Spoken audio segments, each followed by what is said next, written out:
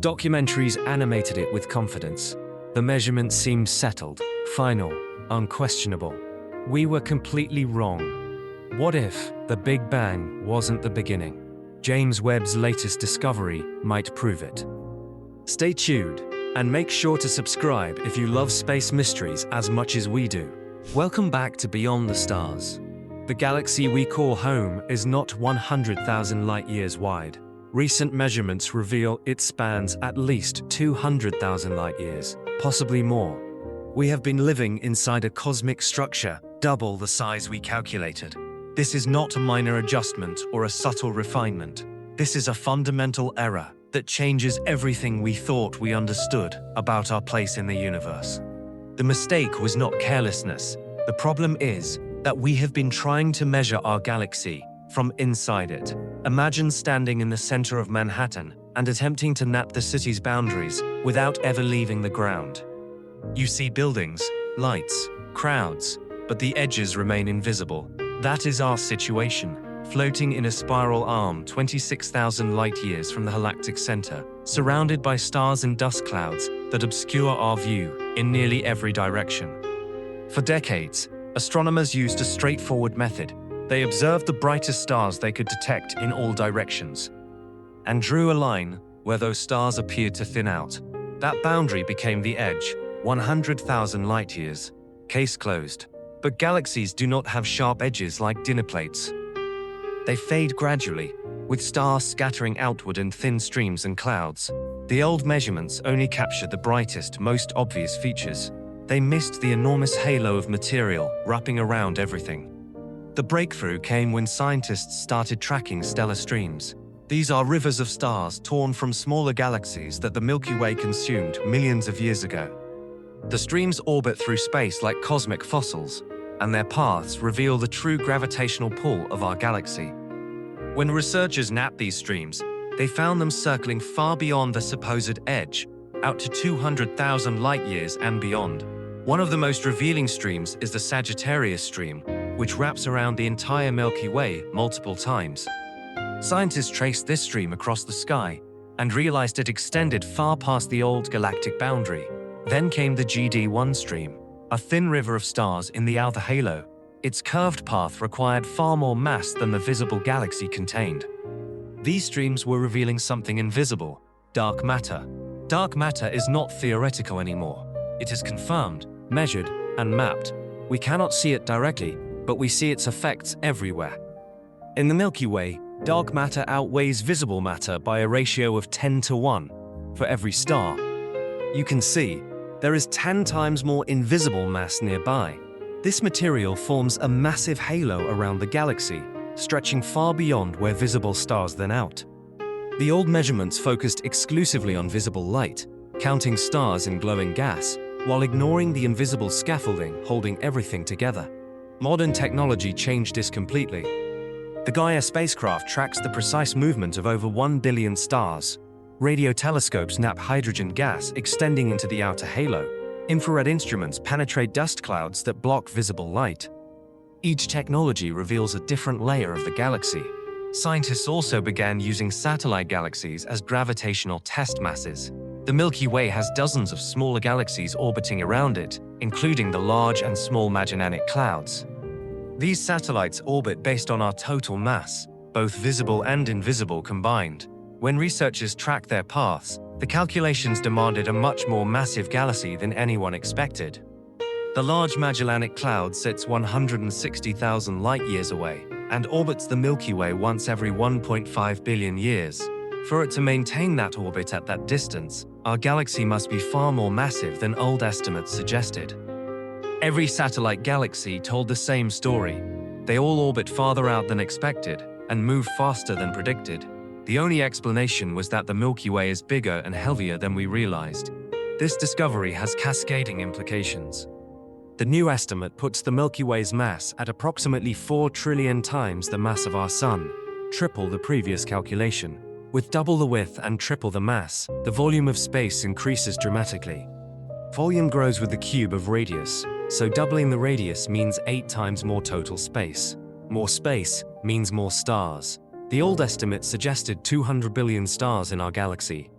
The new estimate pushes that number to 400 billion, possibly more. Most of these additional stars are red dwarfs, small, dim, long-lived stars that contribute little light but populate the outer regions in enormous numbers. Every single one of those stars could have planets. Every planet could potentially harbor life. The expanded size fundamentally changes our search for extraterrestrial intelligence. If we assume even conservative estimates that 1% of planets might be habitable, that gives us 2.4 billion potentially habitable worlds in our galaxy alone, double what previous estimates suggested. Even if life is incredibly rare, the sheer number of opportunities just increased dramatically. The bigger Milky Way also changes our collision timeline with Andromeda. Our neighboring galaxy is approaching at 70 miles per second, and the collision is inevitable. Scientists previously calculated impact would occur in approximately 4.5 billion years. But a larger Milky Way means a larger gravitational reach. The galaxies will start affecting each other sooner than predicted, possibly in under 4 billion years. Their massive dark matter halos will interact first, and when those halos touch, the collision begins. What makes this revision even more unsettling is its universal implication. If we measured our own galaxy wrong, we likely measured all galaxies wrong. Researchers tested this hypothesis on nearby spiral galaxies, including Andromeda and Triangulum. Every single galaxy came back larger, not just slightly, but significantly. Andromeda grew from 220,000 light-years to possibly 300,000 light-years across. The pattern was universal and systematic. This means the entire cosmic census needs revision. Galaxy masses determine how they interact, how structure forms, how dark energy affects cosmic expansion. If galaxies are universally larger, every calculation changes. Distance measurements across the universe might need recalculating. Dark energy estimates could shift. Even our understanding of how galaxies evolved over cosmic time requires adjustment. The James Webb Space Telescope provided crucial confirmation. Launched in 2021, Webb's infrared capabilities allowed it to see through dust better than any previous instrument. It mapped regions of the Milky Way that were previously obscured, revealing more structure and more stars than models predicted.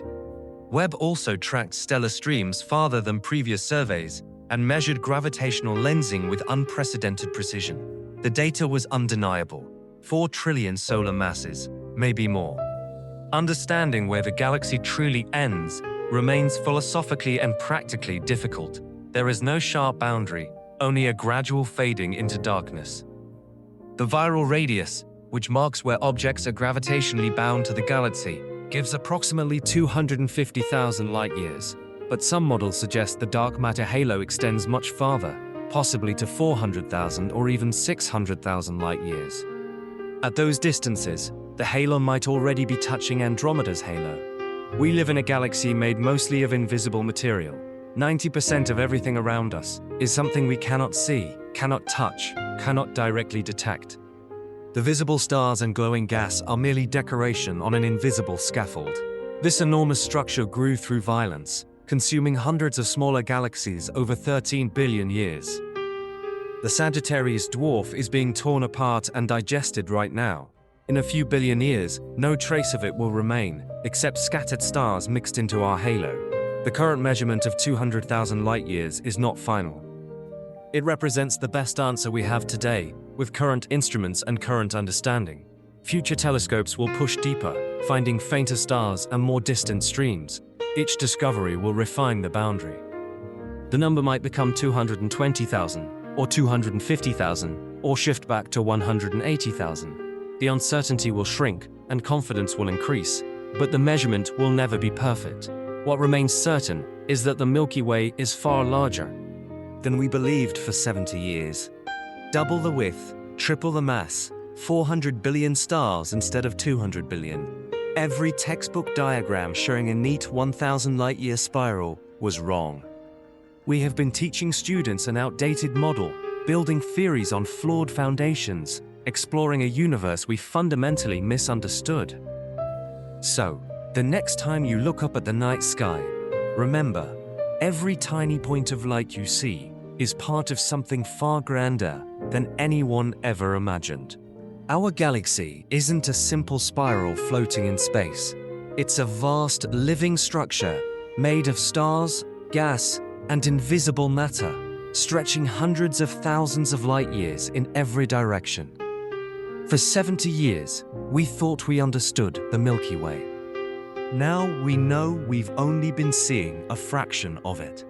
And that realization might just be the most humbling discovery of all.